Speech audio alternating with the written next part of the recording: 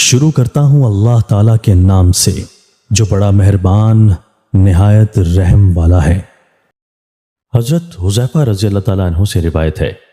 کہ رسول اللہ صلی اللہ علیہ وآلہ وسلم نے فرمایا، تم دوسروں کی دیکھا دیکھی کام کرنے والے نہ بنو کہ کہنے لگو کہ اگر اور لوگ احسان کریں گے تو ہم بھی احسان کریں گے، اور اگر دوسرے لوگ ظلم کا رویہ اختیار کریں گے تو ہم بھی ویسا ہی کریں گے، بلکہ اپنے دلوں کو اس پر پکا کرو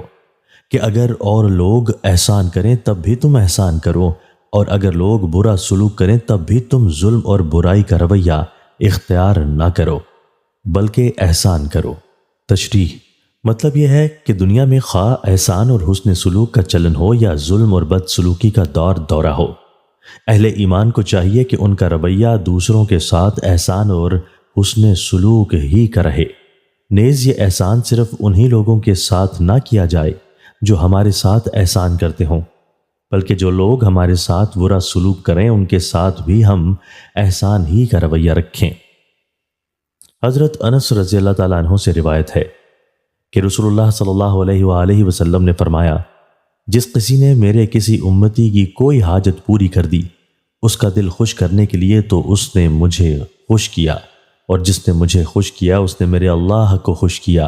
اور جس نے اللہ کو خوش کیا اللہ اس کو جنت میں داخل فرمائے گا۔ تشریح رسول اللہ صلی اللہ علیہ وآلہ وسلم کو اپنے امتیوں کے ساتھ جو خاص تعلق ہے اس کا اندازہ اس حدیث سے بھی کیا جا سکتا ہے۔ اس میں فرمایا گیا ہے کہ آپ کسی امتی کو خوش کرنے کے لیے اس کا کوئی کام کر دینا اور اس کے ساتھ اچھا سلوک کرنا خود رسول اللہ صلی اللہ علیہ وآلہ وسلم کو خوش کرنے والا عمل ہے، اور اس کا صلہ اللہ تعالیٰ کی خوشی اور جنت ہے۔ حضرت انس رضی اللہ تعالیٰ عنہ اور حضرت عبداللہ رضی اللہ تعالیٰ عنہ سے روایت ہے کہ رسول اللہ صلی اللہ علیہ وآلہ وسلم نے فرمایا، ساری مخلوق اللہ تعالیٰ کی عیال ہے، یعنی سب مخلوق کی روزی اور ان کی ضروریات حیات کا حقیقتاً اللہ تعالیٰ ہی کفیل ہے، جس طرح کہ کوئی آدمی اپنے اہل و عیال کی روزی اور ان کی ضروریات کا مجازن کفیل ہے، پس اللہ کو اپنی ساری مخلوق میں زیادہ محبت ان بندوں سے ہے جو اس کی عیال یعنی اس کی مخلوق کے ساتھ احسان کریں۔ تشریح ہماری اس دنیا کا دستور بھی یہی ہے کہ جو کوئی کسی کے اہل و عیال کے ساتھ احسان کرے اس کے لیے دل میں خاص جگہ ہو جاتی ہے۔ اس حدیث میں فرمایا گیا ہے کہ اللہ تعالیٰ کا معاملہ بھی یہی ہے کہ جو کوئی ان کی مخلوق کے ساتھ احسان کا برتاؤ کرے جس کی مختلف صورتیں اوپر ذکر کی جا چکی ہیں وہ اللہ تعالیٰ کا محبوب ہو جاتا ہے۔ یہ بات پہلے بھی بار بار ذکر کی جا چکی ہے،